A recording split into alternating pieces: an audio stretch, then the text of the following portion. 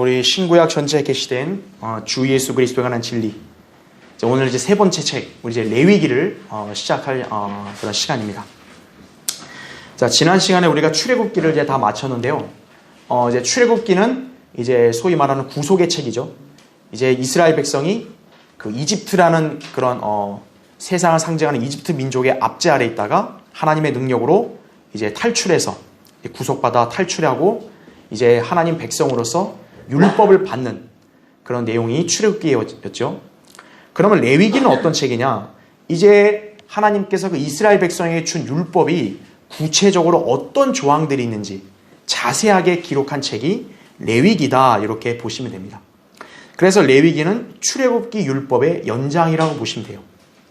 출애굽기는 성막을 짓고, 그렇죠? 그 성막 안에 들어가는 성소의 기명들이 어때야 되고, 그리고 그 성소에서 섬기는 제사장들이 누구여야 되고 또 어떤 옷을 입어야 되고 그런 것들이 나왔잖아요. 이제 경배 드릴 수 있는 그런 준비 요소들을 말씀했다면, 이제 레위기에서는 구체적으로 하나님 앞에 어떻게 제사를 드리며 경배를 드려야 될지를 알려준다라고 보시면 돼요. 그러니까 순서가 잘 이렇게 연결이 되는 거죠. 자, 그래서 교환 메뉴의 첫 번째 줄 끝에를 보시면 특히 레위기는 율법의 핵심인 제사에 관한 규례들을 중점으로 다루고 있습니다. 그러니까 율법은요, 사실 여러 가지의 그런 영역들이 있어요. 우리가 뭐 흔히 아는 십계명도 있고, 또 그 외에도 사회적이고 도덕적인 규범도 있고요. 또 이스라엘 백성은 하나님 백성으로서 구별됐기 때문에 이스라엘 백성에게만 요구되는 어떤 음식, 의복 등이 있었다는 거죠. 그러나 율법에서 핵심은 뭐냐면 바로 죄를 속지 않은 제사에 관한 규례입니다. 그래서 레위기에도 그 제사에 관한 규례들이 자세히 나오는 거예요. 제사 드리는 사람은 일반 백성이 아무렇게나 하는 게 아니고 레위 지파에 속한 사람들만이 그 성소에서 섬긴 일을 할 수 있었고, 그 중에서도 이 속죄에 관련된 일을 할 수 있는 사람들은 제사장 집안이죠, 그렇죠? 그래서 레위 지파의 대제사장 아론이죠. 그리고 그의 아들들, 그리고 그 지파가 성막에서 다루기로 되어 있던 제사들, 이러한 아주 세세한 규례들이 레위기에서 나오는 거죠. 그러다 보니까 이제 그 신약 성도들은 보통 이제 이런 레위기나 뭐 신명기나 민수기 이런 책을 읽을 때 그런 율법의 그런 세부 조항들이 너무 좀 딱딱하게 느껴지잖아요. 그러다 보니까 좀 이렇게 어려워하고 또 그렇게 오래 공부하기가 좀 힘들어하잖아요. 그렇죠? 그러나 우리가 이 율법에 있는 규례들 자세한 것들을 암기도 좋지만 중요한 건 뭐냐면 그 율법 안에 담겨있는 영적인 진리들을 여러분이 배워서 알게 되면 그때부터 여러분이 이제 율법을 읽을 때도 더욱더 깊이 있고 더 이해가 잘 될 수 있다는 거죠. 자, 이 율법을 공부할 때 특히 신약에서는요, 이 율법을 가리켜서 그림자라는 말을 합니다. 히브리서 10장 1절에는 율법에는 다가올 것들의 그림자는 있고 형상은 없다 그랬어요. 자체는. 자, 그러면 여기서 율법이 그림자라 했을 때는 뭐가 연관되냐 이거예요. 어떤 도덕법이 그런 그림자냐, 그게 아니라 구속사역의 그림자라는 거예요, 그게. 그래서 특히 율법을 신약의 진리와 비교해서 그림자라 했을 때는 속죄사역과 연관을 시켜야 되는 거예요. 자, 그렇게 따져봤을 때 이 구속사역의 실체를 예표하는 모형이 율법이라는 거죠. 그러니까 율법은 어떤 구속사역, 죄인들의 죄를 속죄하고 구속하는 그 사역의 모형이었다, 이렇게 볼 수 있다는 거죠. 그럼 모형이 있으면 반드시 뭐가 있어야 돼요? 실체가 있어야겠죠. 그러면 그 율법의 그런 희생제사, 속죄는 바로 실체가 뭐라는 거예요? 예수 그리스도의 구속사역을 가리킨다라는 거죠. 그래서 레위기에서는 그리스도의 대속을 예표하는 진리들이 다양하게 발견되는 거예요. 그러니까 보통 사람들은 그냥 레위기 읽으면 그냥 구약의 율법 시대 사는 사람들은 이렇게 지켜야 된다, 이것만 알잖아요. 그러나 그 율법에 나온 희생 제사들, 특히 속죄 사역을 보면 예수 그리스도의 구속과 연관 지을 수 있다는 거죠. 그래서 순수한 율법책인 레위기도 어때요? 예수 그리스도에 관한 진리들이 발견된다는 거예요. 자, 또한 유대인들에게 주어진 주의 명절이 있죠. 그 주의 명절 등을 통해서는 그리스도의 죽으심, 부활, 재림 등에 관한 그런 진리들도 역시 발견됩니다. 따라서 우리가 레위기를 공부할 때 이 같은 내용들을 상고하면 더욱 풍성한 진리의 지식들을 알게 될 것이다 이거죠. 그래서 성경이라는 책이 어때요? 예수 그리스도를 증거하는구나 이거죠. 네. 그러니까 우리 교회 시대에 해당되는 바울 서신만이 보는 게 아니고 구약의 율법도 우리가 언제든지 공부하면서 또 깨달아야 되는 거구나 이렇게 알 수 있는 거죠. 그렇죠? 자, 이제 오늘부터 이제 우리는 몇 주 동안 레위기를 한번 들어갑니다. 자, 일단 밑에 첫 번째 보세요. 레위기는 이제 순수하게 율법의 규례들이 대부분이기 때문에 일단 율법의 그런 어떤 내용들 한번 간단하게 볼게요. 자, 율법이 모형이라 그랬죠. 그렇죠? 그럼 모형이면 실체가 있을 거 아니에요. 그렇죠? 자, 어떤 부분에서 실체와 모형이냐 보면요. 첫 번째, 유월절 양, 제물들, 제사법 등 예수 그리스도의 십자가를 뚜렷이 보여준다라는 거죠. 그렇죠. 두 번째요. 성막은 그리스도의 구속사역과 더불어 성도들의 영적인 삶을 보여준다. 사실 이것은 출애굽기 때 제가 한번 강의했었죠. 그렇죠? 예, 성막에 관한 그런 진리들을 얘기할 때 그리스도의 구속사역과 어떤 연관이 있고 또 성도들은 거기서 또 어떤 행실과 연관돼 있고 다 말씀드렸죠. 자, 세 번째, 여러 가지 행위의 법들, 죄인들에게 죄가 무엇인지 깨달아 알게 해준다라는 거죠. 그러니까 율법에서 또 어떤 부분을 볼 수 있냐면 죄인들의 죄를 지적한다라는 거예요. 율법이요. 예. 로마 3장 20절에 보면 율법을 통해서는 죄의 깨달음이 있음이니라 이렇게 말씀하고 있죠. 예.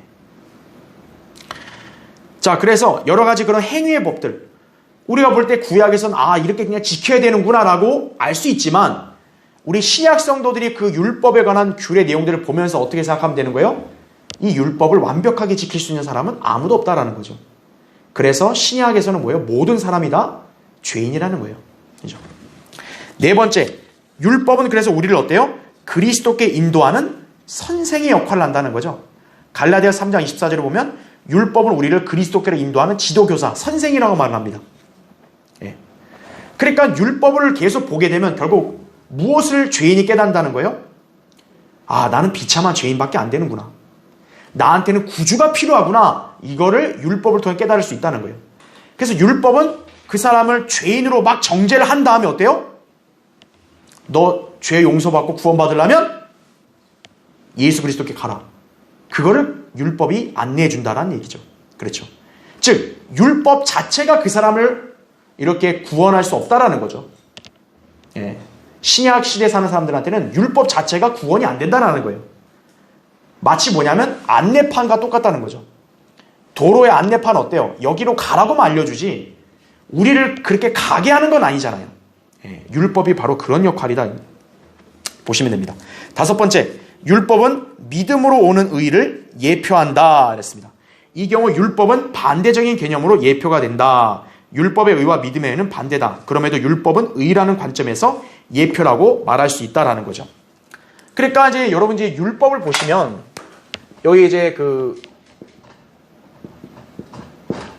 자, 율법에서 이제 어떻게 보면 이제 제사법이 있단 말이에요. 제사법 하면 무슨 번제든 음식제든 화목제든 있죠? 다 이런 여러 가지 제사법들이 누굴 겨냥하는 거냐면 예수 그리스도의 십자가를 겨냥하는 거죠.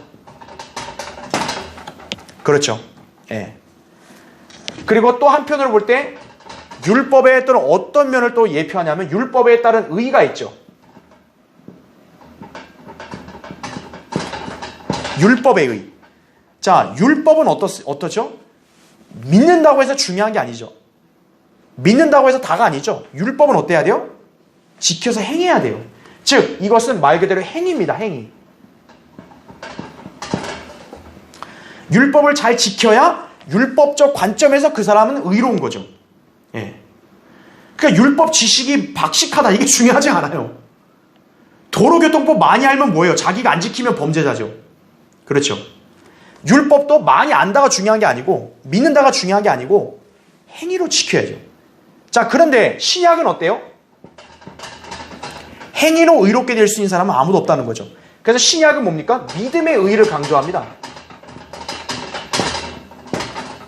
그렇죠. 예. 그러니까 이 믿음의 의의는 결국 누구를 통해서만 가능한 거예요?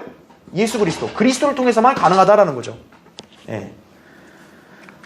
그러니까 행위로 율법을 행함으로써 의롭게 되는 것, 그 패턴과 그리스도를 믿음으로써 의롭게 되는 것, 그 패턴은 동일하죠. 하지만 내용은 정반대라는 거예요.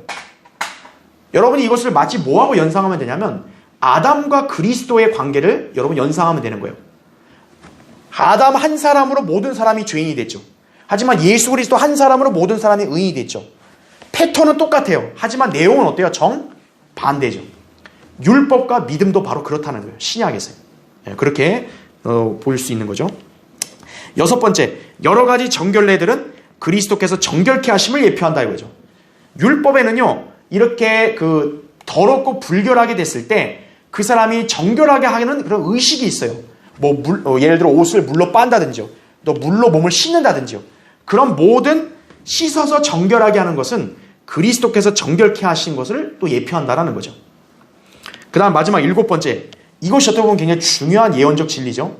명절에 관한 사항들, 그리스도의 초림과 재림에 관한 사항들을 예표한다라는 거죠. 이거는 우리가 다음 시간에 다시 한 번 더 공부할 건데, 자, 7가지 주의 명절들이 있어요. 그 중에 유월절, 초실절은 그리스도의 죽으심과 부활을 보여주죠. 초림 때죠. 속죄일, 그리스도의 속죄 사역을 보여주는 거죠. 그 다음에 장막절은 재림과 천년왕국을 보여준다는 거죠. 예. 그러니까 그 당시에 구약 성도들에게는 그냥 이런 명절들, 규례들이 있으니까 지킨 것뿐이에요. 하지만 신약 성경까지 우리가 다 받은 우리 성도들은 그에 대한 영적 진리를 우리가 발견하는 것이죠. 그렇죠? 예. 자, 그래서 율법을 그냥 딱딱하게만 볼 게 아니라 우린 이 가운데서 주 예수 그리스도에 관한 진리를 우리가 이렇게 또 찾아내서 또 그것을 또 잘 적용하고 공부하면 여러분이 더 성경 지식을 풍부하게 가질 수 있다는 거죠. 그렇죠? 자, 이제 본격적으로 출발해 보면요. 자, 밑에 두 번째, 그리스도의 대속과 연관된 5가지 제사입니다. 자, 레위기 1장부터 5장, 또 6장, 7장까지 가면 이제 5가지 제사에 관한 그런 규례들, 또 거기서 요구되는 것들, 그 내용들이 나옵니다. 물론 이것은 우리가 예전에 세대적 진리 때도 제가 많이 강의했기 때문에 여기서 또 자세히 얘기하진 않고 간략하게만 내용을 짚고 넘어갈게요. 자, 밑에 보세요. 일단 5가지 제사 중에 첫 번째가 번제입니다. 번제. 그렇죠? 레위기 1장에 나오는 번제입니다. 자, 이 제사는 여러분 이제 번제하면 딱 어떻게 생각하면 되냐면 헌신과 연관되어 있다고 생각하시면 돼요. 자, 예수 그리스도께서는 우리의 죄를 대신하여 자신을 하나님 앞에 번제로 드리셨다 그랬어요. 거기에 에베소 5장 2절 나오죠. 그리스도께서 우리를 사랑하시어 우리를 위하여 자신을 하나님 앞에 향기로운 냄새를 내는 제물과 희생으로 드린 것 같이 너희도 사랑 안에서 행하라 이렇게 말씀하고 있죠. 예. 즉 번제물은 어때요? 그 번제물은 온전히 드려지는 거 아니에요. 그렇죠? 헌신도 뭐예요? 몸을 드리는 거예요. 예. 예수 그리스도는 우리 죄인들의 죄를 다 죄값을 지불하고 죄를 대속하려고 어때요? 죄 없는 그분 자신의 몸을 어때요? 드리신 거예요. 그게 번제의 의미다라는 거죠. 자, 그리스도는 자신의 뜻을 버리고 아버지의 뜻에 완전히 순종하셨죠. 헌신도 바로 그 개념인 거예요. 그러니까 성도가 헌신했다고 한다면 그게 무슨 의미예요? 자기를 부인하는 거예요. 자기 뜻을 버리고 아버지 하나님의 뜻에 자기를 맞추는 거예요. 나는 A로 살고 싶어요, 내 인생을. 근데 헌신했으면 어때요? 하나님이 그 사람에게 너는 A 안 되고 B로 살아라 그런다면 어떻게 해야 돼요? A를 버리고 B로 살아야 돼요. 에이, 근데 난 A로 살면서 하나님 믿으래요. 그런 헌신한 게 아니에요. 예. 딱 두 마음 품고 양발을 놓은 거죠. 양다리를 놓은 거죠. 예. 여러분이 헌신하면 어때요? 하나님의 뜻에 전적으로 맞춰야 돼요. 여러분이 원하지 않았던 삶이어도 그렇게 살아야 돼요. 예. 여러분의 성향과 맞지 않은 길이라도 어때요? 하나님 뜻이면 가야 된다 이거죠. 그렇죠? 예. 자, 두 번째 음식 제사 보겠습니다. 음식 제사를 위한 제물 고운 가루여야 된다 그랬습니다. 그렇죠? 음식을 만들 때 어때요? 가루를 빻았어요. 가루를 곱게 만들었죠. 어떤 흠이나 점이 있다는 거예요? 없다는 거예요? 없다는 겁니다. 즉 예수 그리스도께서는 고난을 통하여 음식 제사에 쓰이는 고운 가루처럼 모든 면에서 완전하신 분이심을 입증한다는 거죠. 그래서 고운 가루는 예수 그리스도의 흠없는 것을 보여주는 거예요. 근데 그 흠없는 것이 어떻게 입증된 거예요? 고난들을 통해서 입증됐다는 거죠. 네. 자, 이것은 음식 제사에 누룩이 들어가지 않았다는 점에서도 입증된다는 거죠. 음식 제사, 그 음식을 만들 때 누룩을 안 넣었다 그랬어요. 왜냐하면 누룩은 죄나 거짓교를 상징하기 때문에. 예수 그리스도는 흠 없어야 되기 때문에 죄가 있으면 안 되죠. 그렇죠? 자, 그런 의미가 있고, 또한 이 고운 가루에는 무슨 기름을 부어요? 올리브 기름을 붓습니다. 이 기름은 성령의 기름 부음을 상징하죠. 자, 가루가 먼저 빠져서 고운 가루가 만들어지고 그 다음에 기름 부었단 말이죠. 즉 예수 그리스도의 고난이 먼저 왔고 그 다음 뭐예요? 고난을 통해서 기름 부음, 성령의 강림이 이루어졌다는 거죠. 예수 그리스도가 십자가에서의 고난을 감당하지 않았다면 그리스도의 몸된 교회가 탄생할 수 있어요? 없어요? 없지요. 성령님께서 오순절에 믿는 사람 안에 강림할 수 있어요? 없어요? 없죠. 예수 그리스도가 죽으심으로써 그게 가능해진 거죠. 음식 제사는 바로 그걸 또 보여주는 거다 이거죠. 자, 세 번째, 화목제입니다. 구약에서의 화목제물은 신약의 예수 그리스도의 예표죠. 주님께서는 우리 죄인들을 하나님과 화해시키신 화목제물이시다 그랬어요. 요한일서 2장 2절에 보면 그는 우리뿐만 아니라 온 세상의 죄들을 위한 화목제물이라 그랬어요. 로마 3장 25절 26절에도 화목제물이시다 이거죠. 즉 죄인은 하나님과 어때요? 원수관계예요. 그 하나님과 원수관계라는 게 얼마나 무서운 거예요. 어떻게 전전능하신 하나님과 원수로 산다는 게 여러분 상상해 가세요? 그런데 하나님의 아들이신 예수 그리스도께서 어때요? 우리 죄인과 하나님 사이에 화해를 이루는 거예요. 그분 자신이 우리 죄들을 담당하셔서 자기 몸을 제물로 드리심으로써 하나님께서 그 제물을 보시고 어때요? 죄인들과 화해하시는 거예요. 예수 그리스도를 믿었다. 아, 화목제물로 그 죄를 처리했기 때문에 이제 하나님이 화해하시는 거예요. 근데 예수 그리스도를 안 믿었으면 어때요? 100년 교회 다니고 100년 봉사해도 어때요? 하나님과 여전히 원수라는 것이죠. 그렇죠? 자, 하나님께서는 예수 그리스도의 보혈을 통하여 세상이 그분과 화해하기를 원하시죠. 골로새서 1장 20절에 나오죠. 자, 그래서 그 의미가 있고 또 중요한 거, 이 화목제사는 즐겁게 모두가 이 제물을 먹는다 그랬어요. 다른 희생제사의 제물들은 보통 제사장들이 먹잖아요. 근데 여기 화목제는 이 가족 모두가 먹는 겁니다. 자, 이것은 바로 뭘 뜻할까요? 모든 사람이 화목제물을 통해서 하나님 안에서 즐거워한다는 의미죠. 즉 예수 그리스도를 믿는 사람 어때요? 그 사람, 그 집안도 구원받는 거고 그 사람과 그 집안도 화평을 이룰 수 있다는 거죠. 그렇죠? 예. 자, 네 번째, 속죄제. 속죄제라면 여러분 또 당연히 알 수 있겠죠? 죄를 속죄하는 제사예요. 자, 이 제사의 두 가지 특징이 있습니다. 속죄제는 피를 성막 안으로 가져와서 휘장 앞에서 뿌리는 거예요. 피뿌림이죠. 그 다음에 어때요? 그 속죄물의 고기는 어디로 가져가요? 진영 밖으로 가져갑니다. 즉 다시 말하면 두 가지예요. 피뿌림과 고기는 진영 밖으로 버려져야 되는 거예요. 자, 이것은 바로 예수 그리스도께서 저 성 밖에 있는 갈보리에서 십자가에 못 박혀 죽으셨음을 나타내는 거예요.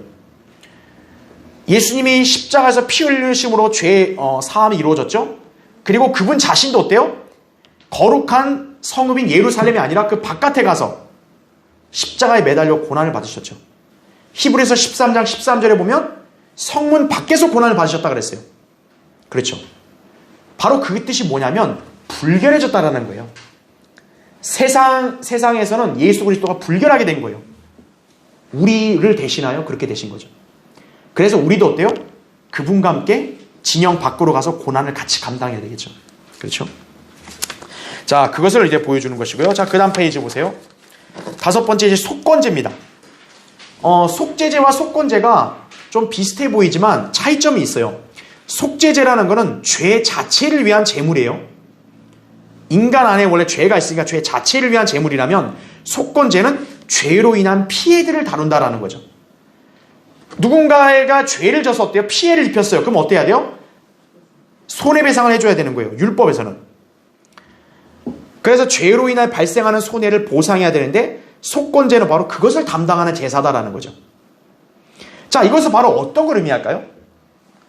인간 안에 있는 죄, 또 인간이 범해서 저지른 죄, 그 모두가 다 뭐예요?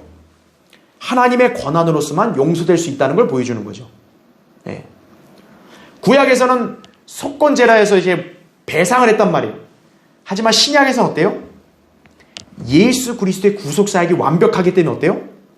우리 안에 있는 원래 죄뿐만 아니라 우리가 범하고 저지른 모든 죄들까지도 어때요? 다 죄사함 되는 거예요. 예. 그래서 속건제도 역시 예수 그리스도를 예표한다라는 거죠. 예수 그리스도는 우리의 모든 그런 죄들을 대신하는 속건제물이시기도 하다 이거죠. 그러니까 속죄제와 속건제는 신약적인 의미에서 그런 거 역시 비슷하다고 볼 수 있겠죠. 즉 예수 그리스도의 그런 구속사역은 어때요? 우리의 원죄 플러스 우리가 범해서 죄에 저지른 모든 것까지도 어때요? 그 피해까지도 다 주님 보혈로 용서가 될 수 있다는 겁니다. 자, 그것이 이제 레위기 1장부터 5장 또 6장까지 7장까지 나오는 이제 그 5가지 제사에 발견되는 그런 영적 진리죠. 자, 이제 밑에 세 번째 보세요. 그럼 이번에는 이제 레위기 8장부터 9장에 보면 성별된 대제사장과 제사장들에 관한 얘기가 나옵니다. 이제 제사의 규례들이 나오고 나서 다시 한번 대제사장과 제사장들에 관한 성별이 나와요. 즉 그게 무슨 말이냐면 대제사장과 제사장들이 이제 이 5가지 제사를 주관해서 드려야 될 거 아니에요. 그런데 중요한 게 뭐예요? 불결한 상태로 제사를 진행하면 어떻게 돼요? 죽는 거예요. 그러니까 대제사장과 제사장들도 어때요? 하나님 앞에 제사 드릴 때는 정결해야 된다는 거죠. 바로 그래서 제사장들은 어때요? 성별해서 자기를 깨끗하게 지켜야 된다는 것이에요. 자, 그래서 이 성별된 대제사장, 이것을 통해 우리는 예수 그리스도를 또 볼 수가 있다라는 겁니다. 그 밑에 첫 번째 보세요. 대제사장은 일반 제사장과 달리 그 입는 의복부터 다르다. 이거 제가 지난주에 강의했으니까 뭐 따로 말씀 안 드리고요. 특히 자, 잘 보세요. 아론은 특별한 관을 써요. 근데 그 관에는 순금으로 패를 만들어 붙였고요. 거기에는 주께 거룩함이란 문구가 새겨져 있다라는 거예요. 즉 다른 제사장들은 못 쓰고 아론, 대제사장 아론만이 특별한 관을 썼는데 그 관에는 뭐예요? 순금으로 된 패가 붙어 있다 이거죠. 여러분 보통 순금, 금하면 역시 뭘 상징해요? 신성을 나타내죠. 근데 그 순금 안에 무슨 글귀가 새겨져 있어요? 주께 거룩함이라는 거죠. 그러니까 대제사장이 이 관을 쓰고 하나님 앞에 나아가는 거예요. 그럼 백성들은 어때요? 그 대제사장을 통해서 그 백성들을 받아주시는 거죠. 그러니까 주께 거룩함. 대제사장은 완전히 성별돼야 되는 거예요. 하나님 앞에 완전히 거룩해야 이렇게 백성들을 대신하여 하나님 앞에 인도할 수 있는 거죠. 그렇죠? 자, 그런데 이 거룩한 패는 백성의 그래서 어때요? 죄들을 담당한다라는 거죠. 그러니까 어때요? 대제사장이 그 패를 들고 그 패로 백성의 죄들을 담당하니까 어때요? 하나님께서는 이 더러운 죄인들이어도 그 대제사장의 패를 보고 어때요? 받아주시는 거죠. 이것이 바로 그 패가 거룩한 이유다 이거죠. 이것은 예수 그리스도의 거룩하심을 예표하는 거예요. 대제사장 패에 붙어있는 주께 거룩함. 바로 우리 대제사장이신 예수 그리스도가 거룩하시다라는 걸 예표하는 거예요. 우리가 어떻게 하나님 앞에 나아갈 수 있죠? 예수 그리스도를 통해서 나아가는 거죠. 그분이 죄 없고 흠 없고 완벽하신 분으로서 우리 죄를 담당하셨기 때문에 어때요? 우리는 그분을 통해서 하나님께 나아가는 거죠. 예. 그분의 거룩하심을 예표한다 이거죠. 자, 밑에 두 번째 보세요. 자, 그래서 그 순금으로 만든 패, 예수 그리스도의 거룩하심을 나타냈다면 대제사장은 또한 뭘 받죠? 기름 부음을 받습니다. 그런데 기름 부음 받는 거는 제사장들도 받죠. 왕이나 선지자도 받죠. 그리고 성막의 기구들도 기름 부음 받죠. 그럼 이게 무슨 의미가 있냐 이거예요. 자, 일단 기름 부었다는 얘기는 무슨 뜻일까요? 하나님께서 그거를 구별시켰다라는 거예요. 그냥 보통 때는 어때요? 다른 일반 세상과 평범한 것들이었다 해도 어때요? 기름 부었으면 어때요? 그건 하나님 앞에 따로 떼어졌다라는 거예요. 그게 거룩함이란 뜻이에요. 그러니까 기름 부었다는 얘기는 거룩해졌다라는 말이에요. 그래서 성막의 기구들, 또 제사장들, 왕들, 기름 부었다는 얘기는 뭐예요? 하나님께서 그를 따로 구별해서 쓰신다라는 의미죠. 그런데 그럼 아론의 기름 부음은 어떠냐 이거예요. 참 흥미롭게도 이 아론의 기름 부음은 좀 특별합니다. 아론의 아들들, 다른 제사장들은 어때요? 핏부림을 받고 나서 기름 부음 받아요. 그런데 대제사장인 아론은 어때요? 핏부림 받기 전에 먼저 기름 부음 받아요. 바로 이 대제사장 아론이 기름 부음 받은 것은 예수 그리스도께서 기름 부음 받으신 거의 예표예요. 자, 우리 성도들도 어때요? 우리가 먼저 기름 부음 받은 게 아니라 예수 그리스도의 핏부림으로 우리가 구속받았기 때문에 어때요? 성령님이 우리 안에 내주하시고 기름 부음 받은 거죠. 그렇죠? 모든 사람들 다 불결하고 죄인 아니에요. 먼저 핏부림으로 깨끗해져야 어때요? 성령님의 기름 부음 받는 거죠. 그러나 예수 그리스도는 어때요? 그분은 무슨 죄의 용서에 대한 피가 필요 없죠. 그분은. 그러니까 그분은 어때요? 핏부림이 상관없이 그냥 성령으로 바로 태어나시고 성령이 한량없이 부어지고 기름 부음 받으셨죠. 바로 아론이 왜 핏부림 받기 전에 먼저 기름 부음 받았냐? 대제사장 예수 그리스도를 예표하려고 그러는 거예요. 예수 그리스도께서는 무슨 핏부림에 대한 그런 속죄 절차 필요 없으시다 이거죠. 그분은 죄 없으시니까 바로 기름 부음 받으시는 거죠. 그렇죠? 그것을 우리에게 보여주는 것이다 라는 거죠. 자, 밑에 세 번째 보세요. 대제사장 아론은 우리의 대제사장이신 예수 그리스도의 예표다 이거죠. 그리고 그의 아들들인 제사장들, 우리 신약 그리스도인들의 예표다는 거 지난 시간에 제가 자세히 강의했죠. 그래서 다시 한번 비교해보면 간단하게 정리하면 다음과 같아요. 먼저 아론의 아들들이나 우리 그리스도인들 둘 다 출생에 의해서 관계를 맺죠. 아론의 아들들도 어때요? 아론의 아들로 태어나서 어때요? 제사장이 된 거죠. 우리도 어때요? 예수 그리스도를 믿고 거듭났기 때문에 어떻게 되는 거예요? 하나님의 아들들이 돼서 그분을 섬길 수 있는 거죠. 자, 두 번째, 둘 다 부르심을 받는다 이거죠. 아론의 아들들도 부르심 받았고 우리도 구원받은 순간 어때요? 부르심 받은 거죠. 세 번째, 둘 다 씻겨진다 이거죠. 네. 우린 그리스도의 보혈로 씻겨졌고, 그렇죠? 네 번째, 둘 다 진리가 주어져요. 네. 그래서 우리는 진리의 허리띠를 두르잖아요, 그렇죠? 다섯 번째, 둘 다 의와 관련이 있다라는 거예요. 네. 우리는 의의 흉배를 붙이잖아요, 그렇죠? 여섯 번째, 둘 다 함께 기름 부음을 받는다 이거죠. 네. 즉 아론의 아들들도 기름 부음 받죠. 그리스도인들도 구원받을 때 어때요? 성령의 기름 부음 받죠. 네. 마지막 일곱 번째, 이게 중요해요. 둘 다 뭐가 적용돼요? 피가 적용된다라는 거죠. 네. 피 뿌림으로 죄 사함을 받아야 되는 거죠. 우리도 어때요? 예수 그리스도의 보혈을 통하여 구속고 죄들의 용서함을 받은 거죠. 그래서 하나님께서 우리를 받아들이신 거죠. 에베소 1장 6절 7절에 그렇게 나옵니다. 그렇죠?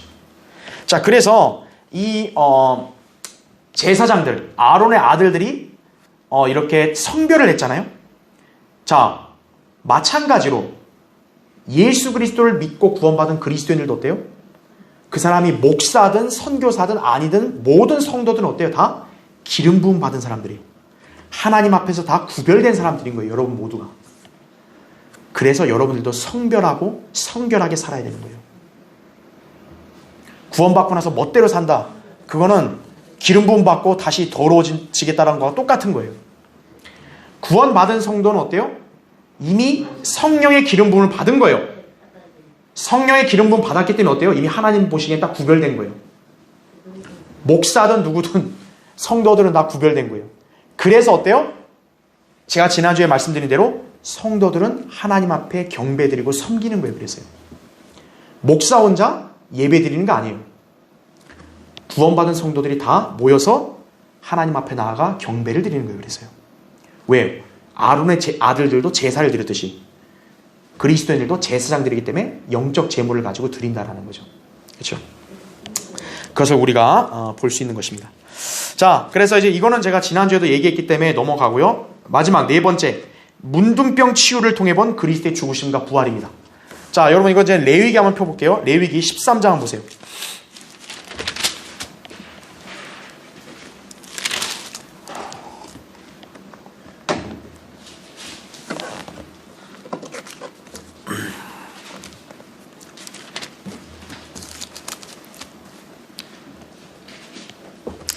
자, 레위기 13장에 보면요. 레위기 13장 전체가 이 문둥병에 관한 규례들이 나와요. 길게 나옵니다. 예. 그러니까 그 문둥병의 어떤 그런 증상이 보이게 되면 제사장이 가 살펴봐요. 그럼 문둥병이다 하면 어때요? 격리를 시킵니다. 요새 코로나 바이러스라 격리 잘 시키잖아요. 그것처럼 격리를 시키는 거예요. 나을 때까지. 그러면 이제 와서 만약에 나으면 어때요? 제사장이 가 살펴봐서 나으면 제사를 드리고 그를 깨끗하다고 선언한다라는 거죠. 예. 그래서 거기 보세요. 13절 보세요.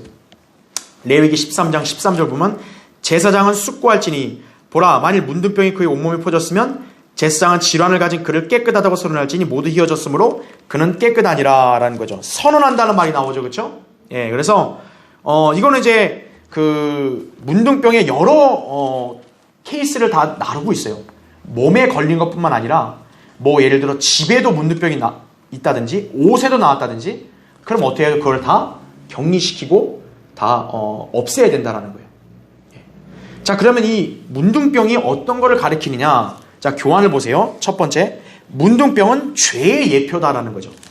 자, 경건의 관점으로 보면 바로 이 문둥병이 가리키는 영적인 진리는 문둥병은 죄라는 거예요. 자, 이 질병은 그것으로 더럽혀진 자의 몸은 물론 그의 옷과 거주지까지 감염시키죠. 즉, 죄의 전염성의 모형이에요. 문둥병이 한 번씩 어때요? 옮게 되면 어때요? 여러 계속 감염시키잖아요. 그렇죠? 코로나 바이러스도 어때요? 같이 누가 접촉하는지 같이 있으면 어때요? 감염이 되잖아요. 마찬가지로 죄도 어때요? 전염력이 있다는 거죠.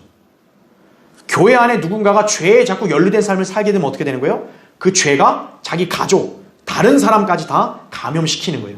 예. 그래서 그것을 이렇게 보여주는 거죠. 그래서 하나님께서 어때요? 이 문둥병에 대해서 이렇게 단호하고 엄격하게 격리시키고 없애고 이렇게 처리하신 것은 죄에 관해서 하나님께서 어떻게 처리하시는지를 보여주는 거예요. 죄에 대해서도 하나님은 강력하신 거예요. 봐주고 이런 게 없다는 거죠. 아니 코로나 확진자가 여기 우리 교회 왔는데 우리가 봐주는 거예요?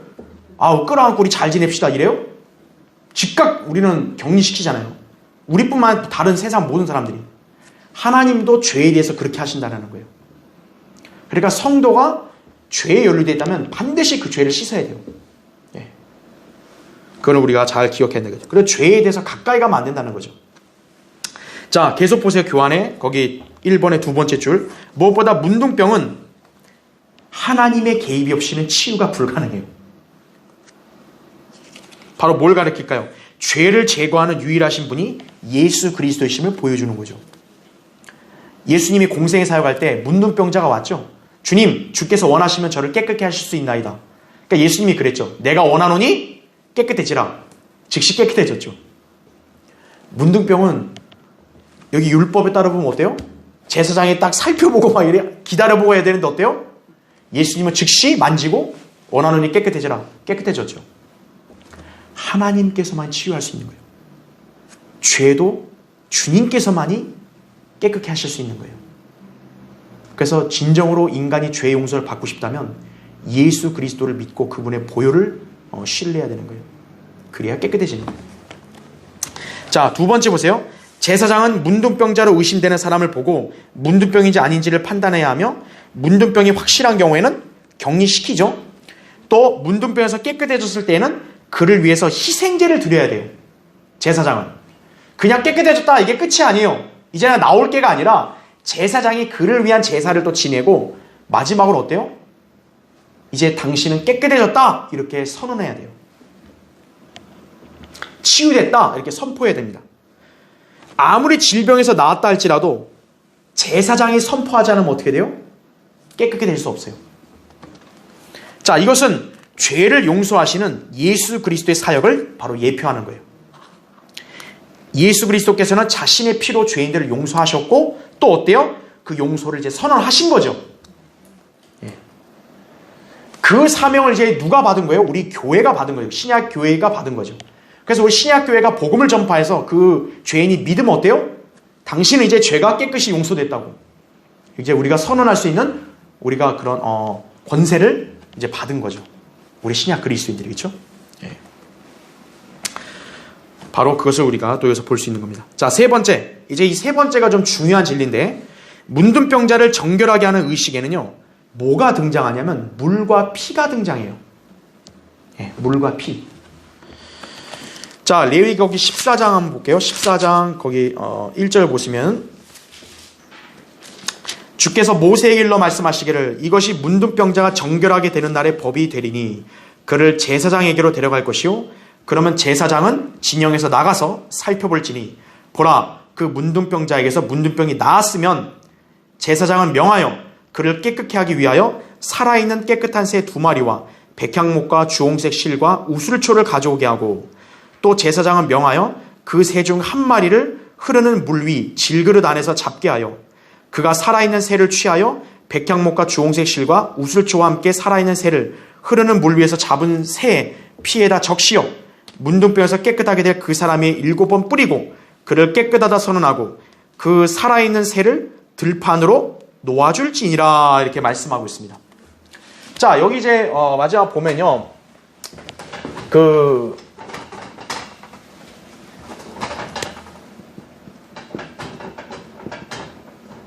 문둥병이 이제 죄를 예표하잖아요. 그렇죠?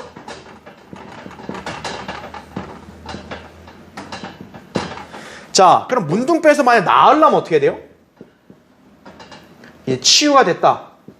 그러면 이 치유된 사람을 깨끗게 하기 위한 제사가 드려야 돼요. 그렇죠? 근데 그 제사에 등장하는 게 뭐냐면 새 2마리가 등장합니다. 새 2마리가 등장하는데 이 새 2마리를 어떻게 하느냐 했더니 여기 보니까 이 새 중에 1마리는 어때요? 죽입니다. 흐르는 물 위에서 죽여요. 다른 1마리는 어떻게 합니까? 이 죽인 새에서 피가 나올 거 아니에요. 그 피를 취해서 그 사람에게 뿌리고 7번 뿌리고 그 다음에 살아있는 새에다가 그 피를 뿌립니다.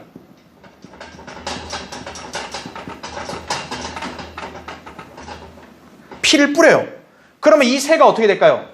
살아있으니까 날아갈 거 아니에요. 새를 어떻게 들판으로 놓아주라 이럽니다.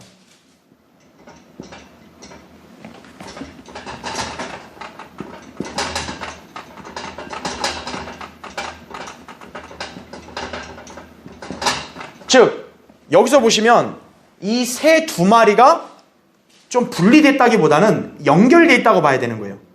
즉 새가 어때요? 2마리가 연결되어 있는데 1마리가 죽고 그 죽은 새의 피를 살아있는 새가 어떻게 해요? 묻혀서 어때요?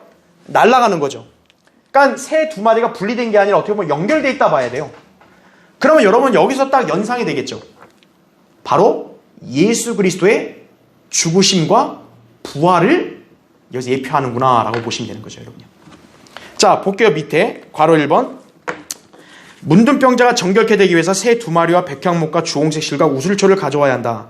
이때 제사장은 새 1마리를 흐르는 물 위 질그릇 안에서 잡고, 자, 1마리 새를 죽이는데 어디 안에서 잡아야 돼요? 질그릇 안에서 잡는다 이거죠. 예. 질그릇은 바로 뭘 뜻할까요? 육신을 나타내겠죠. 즉, 이 질그릇은 바로 예수 그리스도의 인성을 예표하는 거예요. 예수 그리스도는 우리와 같이 어때요? 사람으로 나타나셨다라는 거죠. 그래서 죽으신 거예요. 자, 그리고 백향목과 주홍색 실과 우슬초에 그 피를 묻혀서 환자에게 7번 뿌리고 살아있는 새에게 피를 묻히고 들판으로 풀어준다라는 거죠. 즉 죽임당한 새는 바로 뭘 뜻하냐? 우리 범죄함을 인해서 드려지신 그리스도를 나타내는 거고요. 그 피가 묻은 새가 살아서 날아가는 건 뭐예요? 한 마리는 죽었지만 나머지 한 마리가 살아가죠. 우리의 의롭게 하심을 위하여 부활하신 예수 그리스도를 나타내는 거예요. 그리고 아까 얘기했던 질그릇은 뭐예요? 인성을 나타낸다는 거죠. 그리고 흐르는 물 위에서 잠다 그랬잖아요. 그렇죠? 흐르는 물이 바로 뭐예요? 생명의 성령의 예표를 나타내는 거예요. 그렇죠? 요한복음 7장에 예수님이 했잖아요. 나를 믿는 자는 성경에 말씀한 것 같이 그의 배에서 생수의 강들이 흐른다 그랬잖아요. 생명의 성령이죠. 흐르는 물이라는 것은. 그렇죠? 예. 그 질그릇은 인성을 가지신 걸 예표한다 이거죠. 그래서 로마서 4장 25절에 보면 예수께서는 우리의 범죄함을 인하여 들여지셨고 우리의 의롭게 하심을 위하여 다시 일으켜주셨느니라 이렇게 말씀하죠. 바로 로마서 4장 25절의 말씀이 바로 여기에 해당되는 거예요. 이 문둥병을 깨끗게 했을 때 드리는 새 2마리의 제사, 바로 그걸 나타낸다는 거죠. 자, 마지막 괄호 3번. 그럼 우술초는 뭘까요? 우술초는 기본적으로 무엇인가를 정결케 하는 데 사용됩니다. 다윗이 범죄하고 나서 참회의 시편, 시를 지었던 시편 51편을 보면 7절에 이렇게 나와요. 우술초를 나를 정결케 하소서. 내가 깨끗게 되리이다. 나를 씻기소서. 내가 눈보다 더 희게 되리이다 라고 말씀하고 있죠. 바로 우술초는 정결하게 하는 것에 대한 또 하나의 예표다 보시면 됩니다. 자, 그래서 이 문둥병자를 깨끗게 하는 새 2마리, 바로 이것은 예수 그리스도의 죽음과 부활, 또 그것을 통해서 정결하게 되는 또 그런 것들을 우리에게 가르쳐준다, 이렇게 기억하시면 되겠습니다. 자, 다음 시간에 또 계속 이어서 하겠습니다.